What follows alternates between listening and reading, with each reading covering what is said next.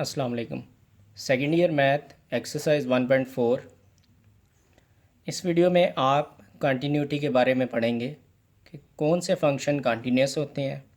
तो उसके लिए सबसे पहले ये डेफिनेशन है, a function is said to be continuous at a number c if the following three conditions are satisfied.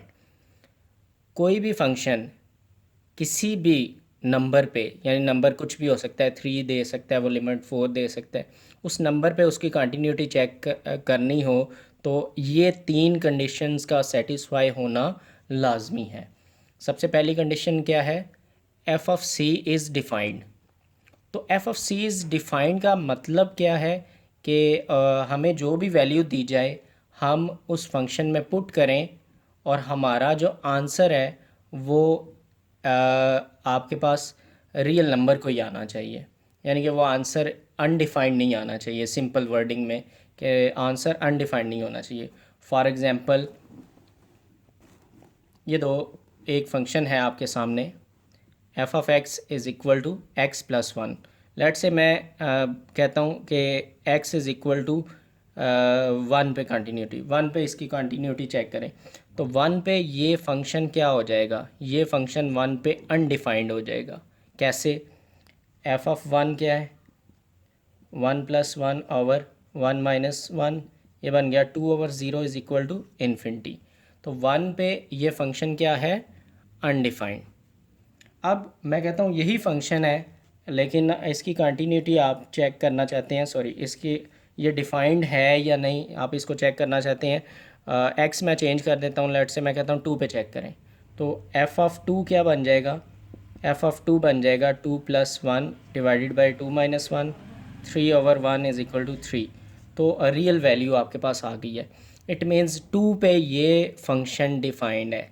ठीक है। अगर यही फॉर एग्जांपल क्वेश्चन दे दिया जाता है और आपको कहा जाता है इस पे कंटिन्यूटी चेक करें, तो सबसे पहले तो हम ये बात चेक करेंगे क्या ये फंक्शन डिफाइंड भी है या नहीं।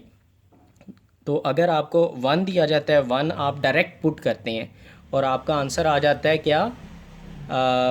इन्फिनिटी, अनडिफाइंड, देन हम यहीं पर स्टॉप करेंगे और कहेंगे फंक्शन इज़ डिसकंटिन्यूस, वो कंटिन्यूस नहीं है।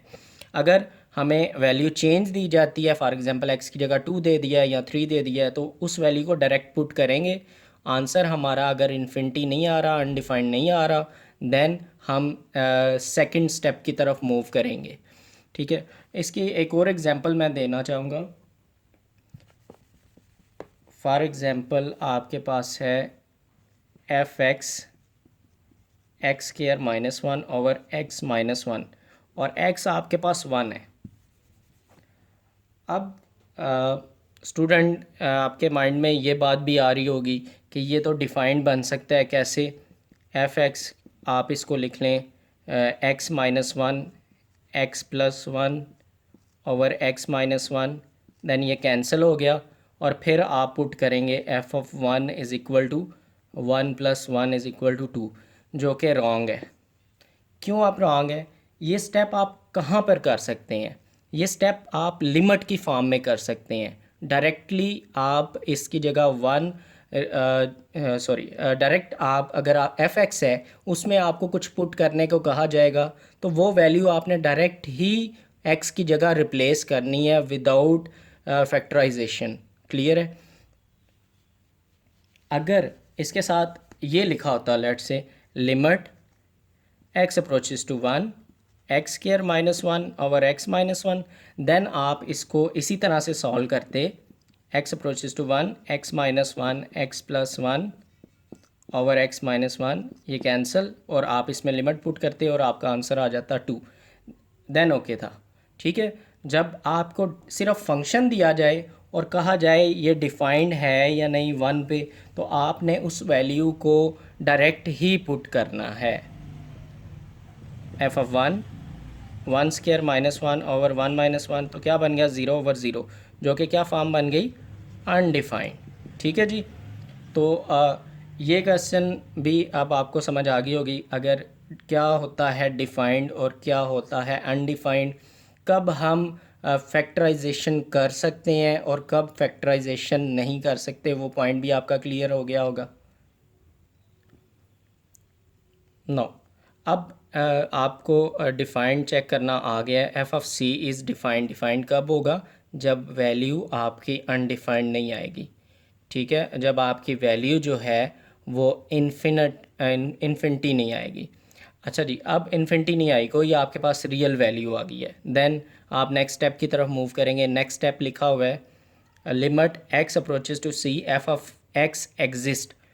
इसका मतलब अभी प्रीवियस जो क्लिप था उसमें आप देख चुके कि F of x exist limit कब करती है। लिमिट एग्जिस्ट तब करती है जब लेफ़्ट हैंड लिमिट का आंसर इक्वल आ जाता है राइट हैंड लिमिट के। तो इसका मतलब है कि लिमिट एग्जिस्ट कर रही है।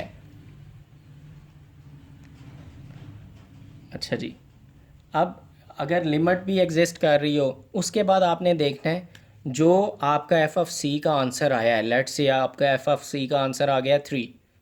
ठीक है, left hand limit is equal to right hand limit. Left hand limit आपके पास लेफ़्ट हैंड लिमिट का आंसर है जी 3, राइट हैंड लिमिट का आंसर भी है 3। तो ये दोनों क्या हो गए? Equal. It means limit exist कर रही है। अब आप देखें जो लिमिटिंग वैल्यू है वो क्या आई है? लिमिटिंग वैल्यू आपके पास दोनों अगर इक्वल है तो लिमिटिंग वैल्यू हमारे पास क्या है? 3। तो इसका मतलब है कि ये वैल्यू 3 आ गई हमारे पास, is equal to F of C. जो एफ ऑफ सी क्या आया था हमारे पास? 3। देन देखें लिमिटिंग वैल्यू और ये वैल्यू, यानी कि in short wording, in short ये हो जाएगा कि आपके पास ये 3 आंसर इक्वल आने चाहिए। कौन कौन से? एक एफ ऑफ सी का answer, for example F of C का आंसर मैं कहता हूँ 5 आ गया, और देन लेफ़्ट हैंड लिमिट का आंसर वो भी 5 आना चाहिए, राइट हैंड लिमिट का आंसर वो भी 5 आना चाहिए। यानी ये तीनों आंसर अगर इक्वल आते हैं तो आप कहेंगे कि फंक्शन जो है वो कॉन्टीन्यूस है। अब एक और बात है, फॉर एग्ज़ाम्पल फंक्शन जो एफ ऑफ सी है वो डिफाइंड है। लेट से आंसर 5 आ गया, लेफ़्ट हैंड लिमिट का आंसर 3 आया है, राइट हैंड लिमिट का आंसर भी 3 आ गया। तो इट मीन्स लिमिटिंग वैल्यू क्या आ गई हमारी? 3। अब ये है लिमिटिंग वैल्यू, लिमिटिंग वैल्यू हमारी 3 आई है, और एफ ऑफ सी डिफाइंड उसका आंसर क्या है? 5। क्या ये इक्वल है? नहीं, ये इक्वल नहीं है।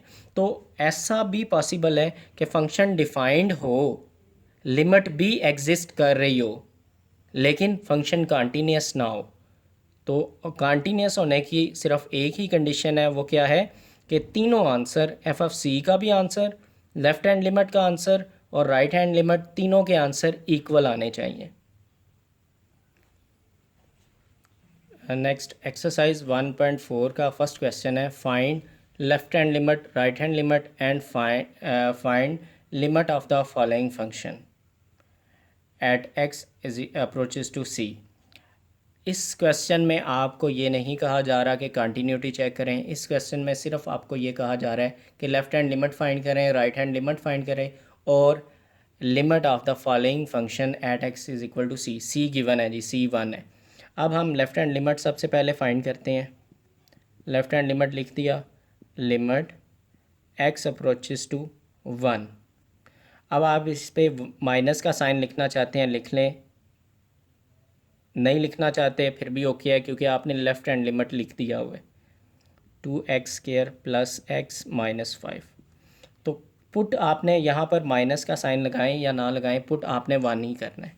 तो 1 इसमें रिप्लेस कर दें, तो ये बन गया 2 1² plus 1 minus 5।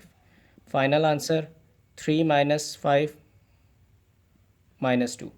Next right hand limit find करें। राइट हैंड लिमिट के लिए limit x approaches to 1, right hand limit के लिए प्लस का साइन यहाँ पर लगाना है, और फंक्शन यहाँ पर एक ही दिया गया है, पुट आपने 1 ही करना है। तो इसको भी सॉल्व करेंगे, इसका आंसर भी -2 आ गया। अब लेफ़्ट हैंड लिमिट का आंसर भी जो है वही राइट हैंड लिमिट का आंसर है। लिख दें, since left hand limit is equal to right hand limit, यानी कि लिमिट एग्जिस्ट कर रही है। सो लिमिटिंग वैल्यू जो ये कह रहे थे, and find limit of the following function at x approaches to c, at x approaches to 1 f x, ठीक है, एफ एक्स का मतलब है 2x² प्लस एक्स माइनस 5। जी क्या इसका आंसर आ गया? दोनों के आंसर इक्वल हैं, तो इसका आंसर आ गया -2।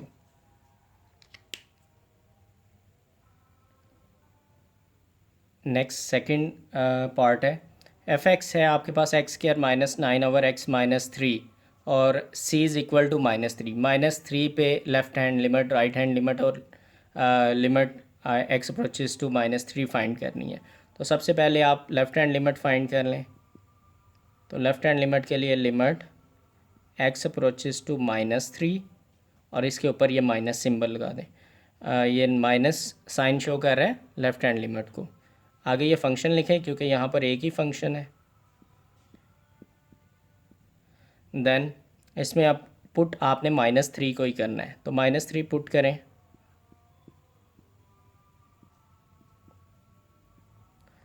तो ये फाइनल आंसर बन गया -3 का स्क्वायर 9, 9 - 9 0 और -6। आंसर आ गया लेफ्ट हैंड लिमिट का 0। राइट हैंड लिमिट फाइंड करें। Limit x approaches to -3, plus का सिंबल लगा दें क्योंकि राइट हैंड लिमिट है।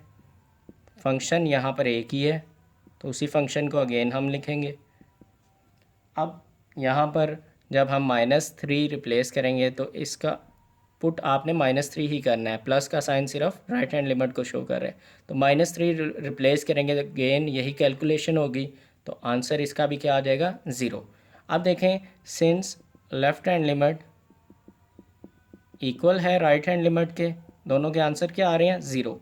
सो limit x approaches to -3 f x का आंसर हमारे पास क्या आ गया 0। यानी हम यहाँ पर पूछा नहीं गया लेकिन हम कह सकते हैं limit exist. Next third part है, F x is equal to x-5 modulus. यहाँ पर अब इट मीन्स यहाँ पर पॉजिटिव भी हो सकता है और नेगेटिव भी हो सकता है x-5। तो लेफ़्ट हैंड लिमिट यानी कि मैं यहाँ पर वैसे लिख देता हूँ +(x-5). अब ये तीन फंक्शन लिखती हैं। अभी सबसे पहले आप लेफ़्ट हैंड लिमिट फाइंड करें। तो लेफ़्ट हैंड लिमिट के लिए अब यहाँ पर दो फंक्शन है, एक प्लस वाला और एक माइनस वाला। Definitely left hand limit left side पर नेगेटिव नंबर्स होते हैं। हम यहाँ पर इसके लिमिट की जो वैल्यू है x अप्रोचेस टू 5, कौन सा फंक्शन चूज़ करेंगे? नेगेटिव वाला, -x-5। जी यहाँ पर अब 5 रिप्लेस कर दें और ये माइनस का साइन लेफ़्ट हैंड लिमिट को शो कर रहा है, पुट आपने 5 ही करना है। तो -5 - 5 0 मल्टीप्लाई -0 आपका आंसर आ गया। राइट हैंड लिमिट फाइंड करते हैं। राइट हैंड लिमिट के लिए हमने x अप्रोचेस टू 5 ऊपर प्लस साइन लगा दिया राइट हैंड लिमिट के लिए, और यहाँ पर मैंने बताया दो फंक्शन हैं, दोनों में से कौन सा राइट हैंड लिमिट पे, राइट हैंड साइड पर जो नंबर्स होते हैं रियल लाइन के वो पॉजिटिव होते हैं। तो यहाँ पर पॉजिटिव वाला हम फंक्शन चूज़ कर लेंगे और पुट आपने 5 करना है। तो 5 - 5 अगेन आंसर क्या आ गया 0। तो लेफ़्ट हैंड लिमिट इक्वल आ गई राइट हैंड लिमिट के, हम लिखेंगे since left hand limit is equal to right hand limit, so limit x approaches to 5 f x is equal to 0। It means limit exist कर रही है।